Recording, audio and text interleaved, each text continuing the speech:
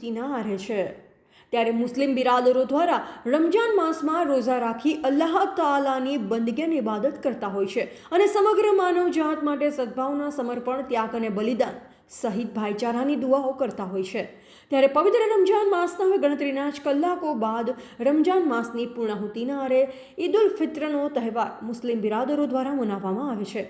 ત્યારે ઈદ ઉલ ફિત્ર તહેવાર સમગ્ર માનવજાત માટે સદભાવના, ભાઈચારા સહિત કોમી એકતાનો સંદેશો પાઠવે છે।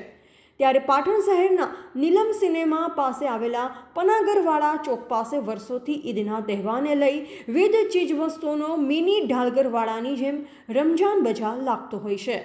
ત્યારે ચાલુ સાલે પણ રમજાન બજાર લાગતા મુસ્લિમ સમાજ સહિત હિન્દુ સમાજના લોકો પણ આ રમજાન બજારમાં બૂટ, ચપ્પલ, ઇમિટેશન જ્વેલરી, કપડાઓ, ખાણીપીણીની ચીજવસ્તુઓ સહિતની ખરીદી કરી કોમી એકતાના દર્શન થયા હતા અને વર્ષોથી લાગતા આ રમજાન બજારમાં હિન્દુ મુસ્લિમ સમાજના તમામ ભાઈઓ અને બહેનો સાથે મળી ખરીદી કરી કોમી એકતાનો સંદેશો પણ પાઠવતા જોવા મળતા હોય છે। ત્યારે ઈદની ખરીદી માટે મોટી સંખ્યામાં મુસ્લિમ બિરાદરો આવતા રમજાન બજારમાં અનેરી રોનક જોવા મળી હતી।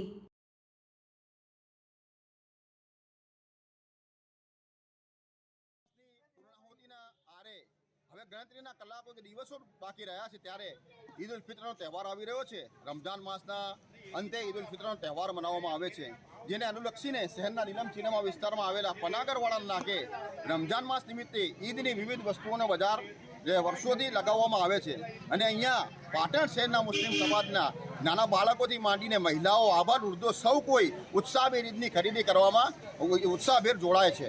ઈદ ઉલ ફિત્રનો તહેવાર સમગ્ર માનવ જાત માટે સદભાવના, સમર્પણ, ભાઈચારાની ભાવનાનો સંદેશ આપે છે। અત્યારે આપ જોઈ રહ્યા છો પાટણ શહેરના મુસ્લિમ સમાજના નાના બાળકોથી લઈને આબાલવૃદ્ધ મહિલાઓ, ખાસ કરીને ચપ્પલો, ઇમિટેશન જ્વેલરી, કપડાઓ, વિવિધ વસ્તુઓની ખરીદી કરવા ઉત્સાહભેર જોડાયા છે। ત્યારે અહીંયા અમે સૌ પાટણ શહેરના તમામ લોકોને અને સમગ્ર દેશવાસીઓને, પાટણ શહેરના તમામ સમસ્ત સમાજના તમામ લોકોને, દેશવાસીઓને ઈદ ઉલ ફિત્રના પવિત્ર તહેવાર જે આવી રહ્યો છે તે નિમિત્તે આજે મુસ્લિમ સમાજ તરફથી અમે સમગ્ર દેશવાસીઓને ઈદ ઉલ ફિત્રની ખૂબ ખૂબ મુબારકબાદ અને શુભેચ્છાઓ પાઠવીએ છીએ। અગ્રિમ શુભેચ્છાઓ સાથે અને અલ્લાહ તાલાથી અમે દુઆ કરીએ છીએ કે સમગ્ર ભારત દેશમાં એકતા, અખંડિતતા, ભાઈચારો કાયમ રહે અને ભારત દેશ વિશ્વ ફલક ઉપર ગતિમાન રહે તેવી અમે અલ્લાહ તાલાથી દુઆ અને પ્રાર્થના કરીએ છીએ।